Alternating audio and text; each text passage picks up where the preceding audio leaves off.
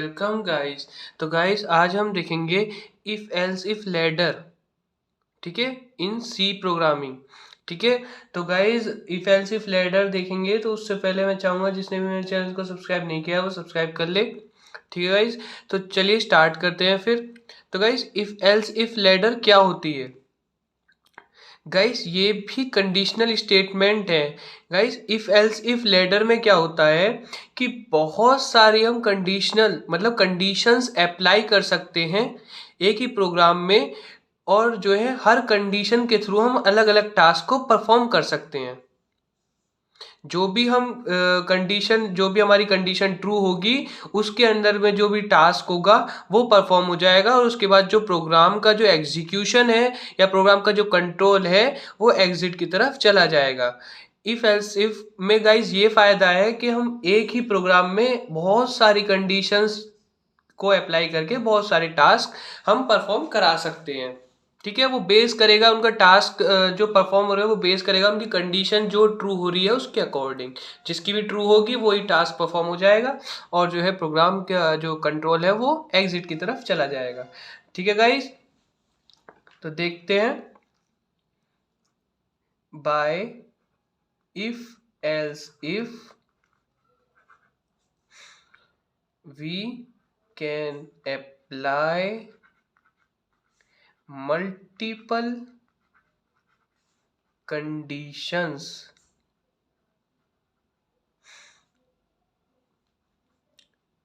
in a program, and each condition, हर condition have some task और statement कह सकते हैं टू बी एग्जीक्यूटेड। ठीक है, हर कंडीशंस पे कुछ ना कुछ टास्क होगा या कुछ स्टेटमेंट होगी जो एग्जीक्यूट हो सकती है। ठीक है गाइस, तो ये जो है इसमें जो भी कंडीशन है वो इवेल्युएट कैसे होंगी, टॉप टू बॉटम की तरफ। ठीक है, the condition are evaluated in order from top to bottom. ठीक है गाइस, तो इसमें जो है टॉप टू बॉटम जो है कंडीशंस है वो इवेल्युएट होंगी। इवेल्युएट का मतलब हर कंडीशन के बाद एक एक कंडीशन चेक होती जाएगी। ठीक है, जैसे जैसे अब हम एक इसके जो है सिंटैक्स के थ्रू समझते हैं कैसे होता है। सिंटैक्स ये है, तो कैसे होता है इसमें, इफ कंडीशन अप्लाई करी गई तो इसको हम कहेंगे कंडीशन 1। ठीक है, जो अगर ये कंडीशन ट्रू होगी तो इसके नीचे का जो भी स्टेटमेंट है, स्टेटमेंट ब्लॉक में जो भी स्टेटमेंट है वो एग्जीक्यूट हो जाएगा। स्टेटमेंट ब्लॉक हम इसको 1 रखते हैं। ठीक है, लेकिन अगर ये कंडीशन फॉल्स हुई तो हमने जो दूसरी कंडीशन दी वो चेक होएगी।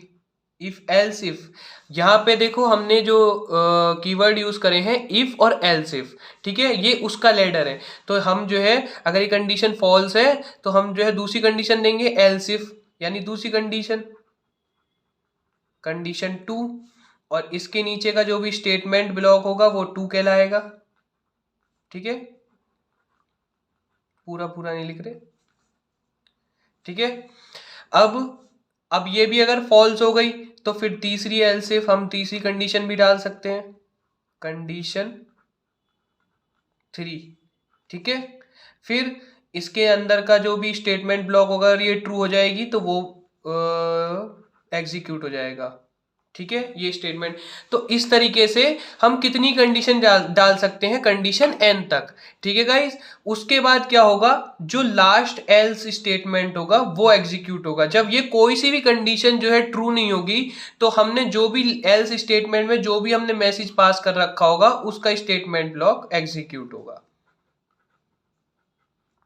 ठीक है गाइस, तो इस तरीके से ये जो क्या कहते हैं इफ एल्स इफ जो है लैडर, ये इस तरीके से काम करता है कि पहले इफ कंडीशन चेक होगी, अगर ये ट्रू हो जाती है, पहली कंडीशन ट्रू हो जाती है, तो सबसे पहले क्या होगा, इसका स्टेटमेंट ब्लॉक प्रिंट होगा और जो प्रोग्राम का एग्जीक्यूशन होगा वो एग्जिट की तरफ चला जाएगा। ठीक है, लेकिन अगर ऐसा नहीं होता है तो सब दूसरी कंडीशन चेक होगी। ठीक है, जब ये ट्रू हो जाएगी तो इस जो प्रोग्राम का एग्जीक्यूशन होगा वो एग्जिट की तरफ चला जाएगा और ये सब चेक नहीं होंगी। ठीक है, लेकिन अगर ये फॉल्स होती है फिर तीसरी एल्स इफ पे आएगा। इसी तरीके से अगर ये फॉल्स सारी होती फॉल्स चली जाती सारी फॉल्स होती चली जाती हैं तो क्या होता जाएगा, जब तक जो ट्रू नहीं होगी कंडीशन जब तक नहीं होगा।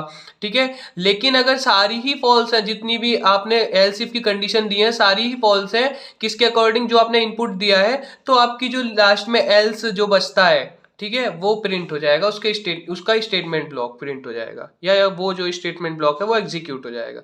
ठीक है गाइस, तो आई होप आपको ये समझ में आया हो। अब मैं एक इसका फ्लो चार्ट बना देता हूँ जिससे आपको और अच्छी तरह क्लियर हो जाएगा कि इफ एल्स इफ कैसे वर्क करता है। गाइस अब हम इसका फ्लो चार्ट देख लेते हैं इफ एल्स इफ का। तो सबसे पहले आप एंट्री ही लिखेंगे, सबसे पहले एंट्री हुई, उसके बाद एंट्री मतलब वही जो आपने शुरुआत का जो भी प्रोग्राम का वो है काम वो पूरा कर लिया। उसके बाद आपने कंडीशन अप्लाई करी। ठीक है, तो इस कंडीशन को हम यहाँ पे कंडीशन लिख के हम सीधे C1 लिख लेते हैं। तो इस कंडीशन 1 है, तो अगर ये कंडीशन 1 ट्रू होती है, ट्रू, तो आपका जो कंडीशन 1 का स्टेटमेंट ब्लॉक होगा, यानी स्टेटमेंट ब्लॉक 1 वो एग्जीक्यूट हो जाएगा। अगर ये फॉल्स होती है तो दूसरी कंडीशन चेक होगी जो भी आपने एल्स इफ में डाली है। ठीक है, उसको हम C2 दे रहे हैं। अगर ये ट्रू होती है तो इसके अंदर का जो भी स्टेटमेंट ब्लॉक होगा STAT ब्लॉक वो एग्जीक्यूट हो जाएगा। अगर ये फिर से फॉल्स होती है तो जो अगली कंडीशन होगी, जितनी ऐसी ही आप कितनी कंडीशन डाल सकते हैं CN तक, मतलब आप n तक n नंबर्स तक आप कितनी ही कंडीशन डाल सकते हैं। तो अगर ये ट्रू होगी तो इसका स्टेटमेंट ब्लॉक जो होगा वो प्रिंट हो जाएगा, यानी एग्जीक्यूट हो जाएगा। ब्लॉक n तक आप एग्जीक्यूट फिर ये एग्जीक्यूट हो जाएगा। लेकिन अगर ये फॉल्स होती है, मतलब जितनी भी आपने एल्स इफ की कंडीशन डाली हैं वो फॉल्स होती हैं, तो क्या होगा, तो जो आपका एल्स स्टेटमेंट जो आपने नीचे दिया है ना, इफ के बाद हम एल्स तो देते ही हैं जैसे इफ एल्स वाले में, तो इफ एल्स इफ है इसमें लैडर में, तो आपने else if else if else if n number तक दे दिया। लेकिन उसके बाद अब आपने जो एन मतलब सॉरी एल्स का जो स्टेटमेंट वो दिया है कि इफ के बाद ऐसा ना हो, मतलब कोई सी भी जब ट्रू ना होगी तो एल्स के अंदर का जो भी स्टेटमेंट ब्लॉक होगा वो एग्जीक्यूट हो जाएगा। तो यहाँ पे क्या आ जाएगा, एल्स स्टेटमेंट ब्लॉक वो एग्जीक्यूट होगा। लेकिन यहाँ पे होगा क्या कि जब भी अगर आपकी पहली ही कंडीशन जो है वो ट्रू हो जाती है और स्टेटमेंट ब्लॉक उसका एग्जीक्यूट हो जाता है, तो प्रोग्राम का जो कंट्रोल है वो कहाँ आ जाएगा, सीधे आ जाएगा एग्जिट की तरफ। तो क्योंकि एल्स के बाद भी प्रोग्राम एग्जिट ही हो रहा है। ठीक है, तो लेकिन अगर पहली ही कंडीशन जो है वो ट्रू हो जाती है तो सीधे ही प्रोग्राम एग्जिट, मतलब जो कंट्रोल है वो एग्जिट की तरफ हो जाएगा। उसके बाद प्रोग्राम जो है और कंडीशन पे नहीं जाएगा। लेकिन अगर प्रोग्राम में जो है ये ट्रू नहीं होती पहली कंडीशन, तो वो दूसरी पे जाएगा, फिर वो तीसरी पे जाएगा।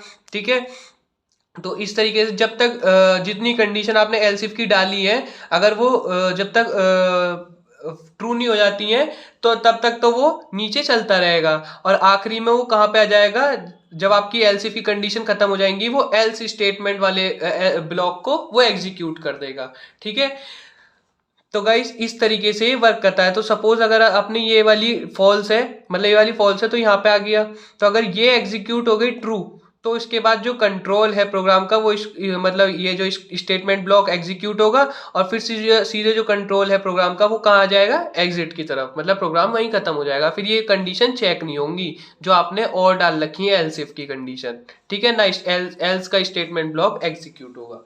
ठीक है गाइस, तो आई होप आपको ये समझ में आया हो इसका फ्लो चार्ट।